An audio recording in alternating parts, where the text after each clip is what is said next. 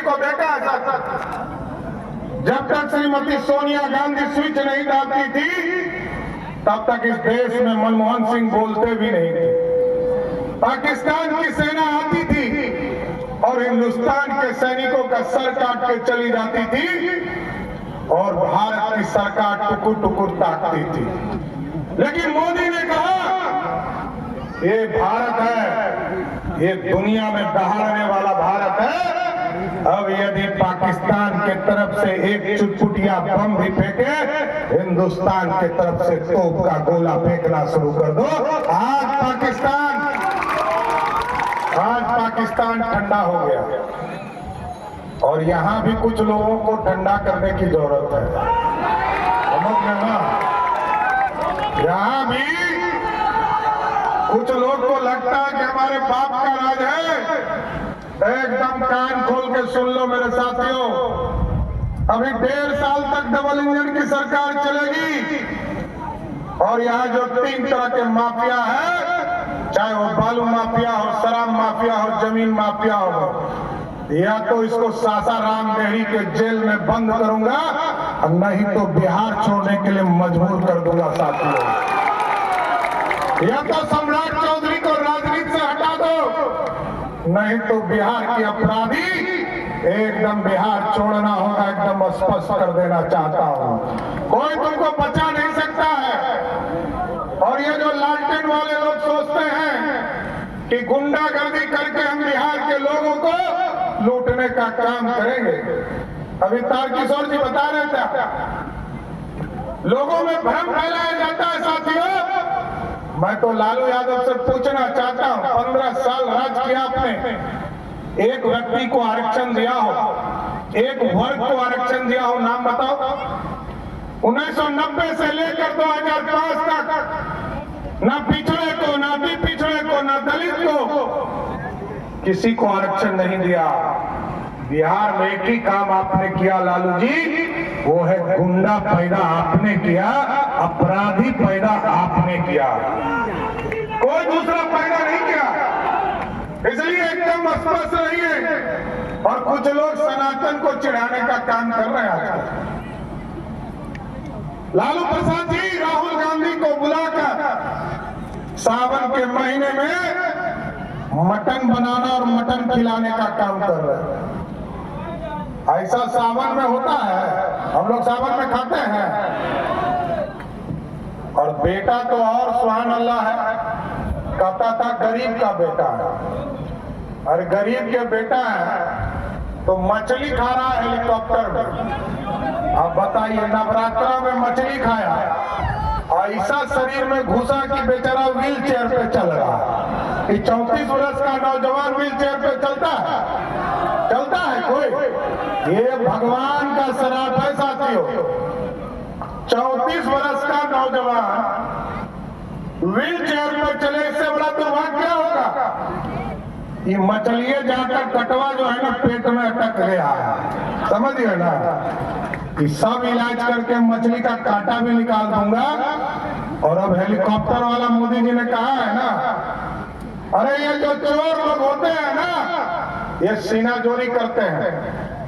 याद कीजिए 1990 में जवाहर जी यहाँ से विधायक हुआ करते थे और इन्हीं के आशीर्वाद से लालू प्रसाद पहली बार मुख्यमंत्री बना है। कोई गलत फहमी मत रहिए ललटेनिया, इतिहास जानो, इतिहास जानो। यदि भाजपा नहीं होता तो तुम्हारे पिताजी का ही हल्दी नहीं लगा होता तुम का, और उसको तो बेचारे को पता ही नहीं है कि उसके पिता ने क्या क्या पाप किया। मैं तो राजनीति में उसके अत्याचार से ही आया हूं। मेरी राजनीतिक पैताईस ही नीतीश कुमार जी को मुख्यमंत्री बनाने के लिए हुआ। एकदम स्पष्ट रहना साथियों, मोदी जी ने 10 साल के शासनकाल में जब आप गांव में जाते हो बताने का काम करो। मोदी जी आए तो उन्होंने कहा हम घर घर गांव गांव बिजली पहुंचाने का काम करेंगे, गांव गांव बिजली पहुंचाने का काम किया। मोदी जी और नीतीश जी की जब समझौता हुई, मोदी जी और नीतीश जी ने कहा हम घर घर बिजली पहुंचाने का काम करेंगे। पहुंचा कि नहीं पहुंचा? घर घर बिजली पहुंचा ना? अब मोदी जी ने कहा है इस देश के जितने गरीब हैं उनके घरों के बिजली बिल को जीरो करने का काम मोदी सरकार करेगी। ये कल्याण करने वाली सरकार है। दूसरे तरफ अलकतरा पीने वाले लोग हैं, याद है ना अलकतरा।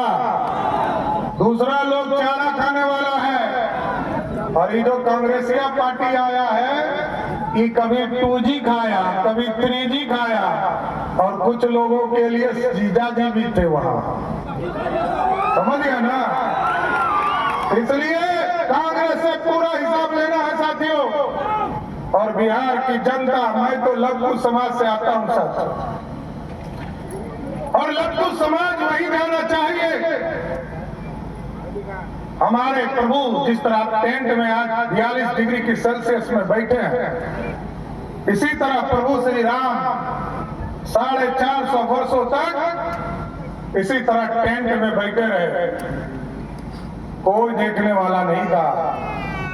लेकिन भारतीय जनता पार्टी एनडीए ने तय किया, 1996 में कॉमन मिनिमम प्रोग्राम बना कि हम प्रभु श्री राम को भव्य राम मंदिर में स्थापित करेंगे। जैसे ही 2019 में आपने भाजपा का कमल खिलाया, वैसे ही 2020 में मोदी जी ने भव्य राम मंदिर स्थापित कर दिया। और एकदम आश्वस्त करता हूं, उत्तर प्रदेश के लोगों ने भव्य राम मंदिर, जहां जन्म हुआ था प्रभु श्री राम का, वहां पे भव्य राम मंदिर स्थापित करने का काम किया। हम आपको स्वस्थ करते हैं कि मां जानकी, मां सीता का जन्म पूरे बिहार में, बिहार के सीतामढ़ी जिले में हुआ है। और हम आज सासाराम के इस इलाके के लोगों को जरूर आग्रह और निवेदन करके और अपनी बातों को कहूंगा कि इस बार हमारी बारी है मां सीता को भी सीतामढ़ी में सीता मंदिर में स्थापित करने का काम किया। और याद कीजिए साथियों, गरीबों को, मैं तो लंबे समय से विधायक मंत्री हूं, जब हम लोगों को किसी पंचायत में 5 पक्के मकान का पैसा मिलता था तो लगता था कि बहुत मिल गया। 98-99 में किसी पंचायत को 5 लाख रुपया मिल जाए तो लगता था बहुत पैसा मिल गया। आज आपको जानकर आश्चर्य होगा साथियों, बिहार का फाइनेंस मिनिस्टर मैं हूं अभी, और पहले तारकिशोर जी थे साथियों। और आपको जानकर आश्चर्य होगा, बिहार के बजट का 2,78,000 करोड़ के बजट में आज के तारीख में 2 लाख करोड़ से अधिक नरेंद्र मोदी की सरकार देती है कि गरीबों के कल्याण का काम करने का काम नीतीश कुमार जी कर रहे हैं। इसलिए हम लोगों ने भी तय किया है 2025 चुनाव के पहले एकदम चिन्हित कीजिए एनडीए के सभी साथीगण और सभी पदाधिकारी को भी निर्देश दिया गया है।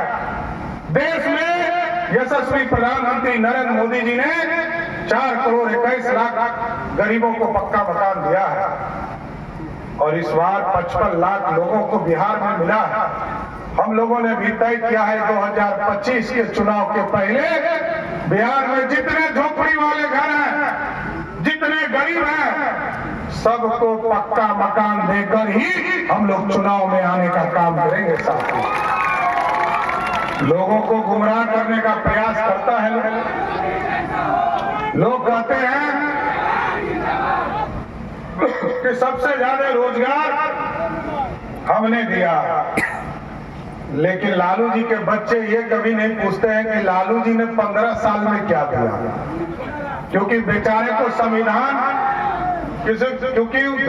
संविधान पता नहीं है, पढ़ा कि नहीं पढ़ा ये आप ज्यादा जानते हो।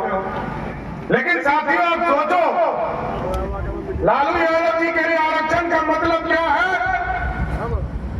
बिहार की जनता नहीं, लालू जी के लिए आरक्षण का मतलब है पहले हमको आरक्षण दो, फिर मेरी पत्नी राबड़ी देवी को मुख्यमंत्री बनाओ, फिर कहा मेरा बेटा क्रिकेट नहीं खेल पाया, पानी ढोते रह गया, इसको उप मुख्यमंत्री बना दो, फिर कहा मेरा दूसरा बेटा जिसने अपनी पत्नी को मारकर अत्याचार करके अपने घर इसको मंत्री बना दो।